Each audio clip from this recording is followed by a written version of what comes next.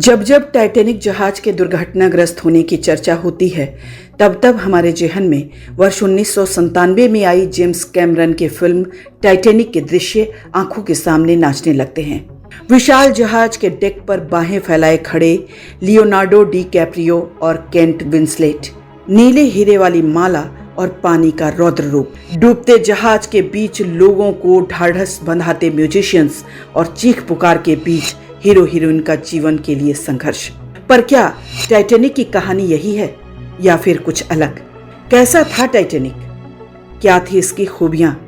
ऐसा क्या हुआ कि अपने समय का सबसे अत्याधुनिक, सबसे तेज और सबसे सुरक्षित माने जाने वाला जहाज अपने पहले ही सफर में खत्म हो गया? यदि जहाज डूबा भी तो इतना अत्याधुनिक जहाज बनाने वाले लोगों ने यात्रियों की सुरक्षा की व्यवस्था क्यों नहीं की?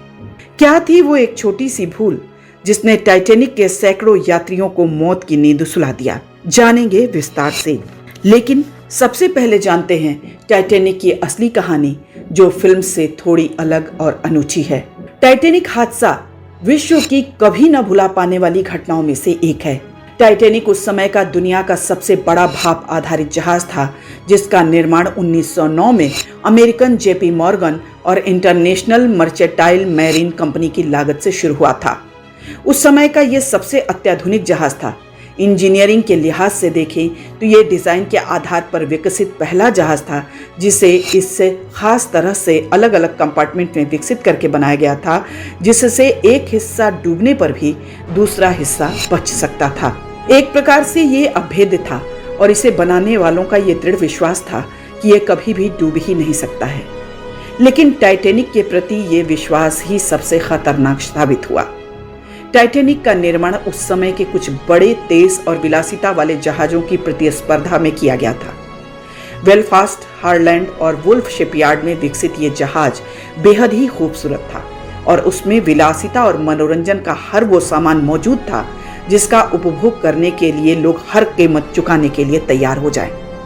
यही कारण है कि टाइटैनिक की पहली यात्रा में ही यात्रियों की लाइन लग गई और लोग इस यात्रा के लिए बेहद उत्साहित थे। 10 अप्रैल 1912 को साउथहैम्पटन, इंग्लैंड से जहाज की पहली यात्रा शुरू हुई।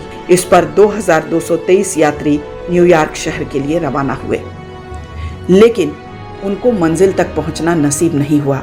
4 दिन की यात्रा के बाद 14 अप्रैल 1912 को ये जहाज एक आइसबर्ग से टकराकर टूट गया। इस हादसे में 1517 यात्री मौत के मुंह में समा गए। उस समय की ये सबसे बड़ी समुद्री आपदा थी। आखिर जिस जहाज को अभेद्य माना जा रहा था, वो अपने पहले ही सफर में क्यों डूब गया? और यदि डूबा भी तो इतनी बड़ी संख्या में यात्री क्यों मारे गए? आखिर कौन सी ऐसी भूल थी जो टाइटैनिक पर सवार यात्रियों का काल बन गई?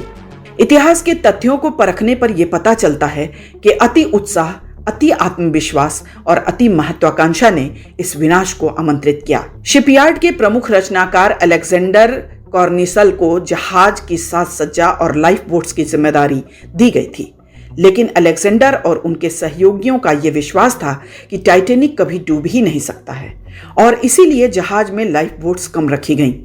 इस भूल ने बड़ी संख्या में यात्रियों को मौत की नींद सुला दिया।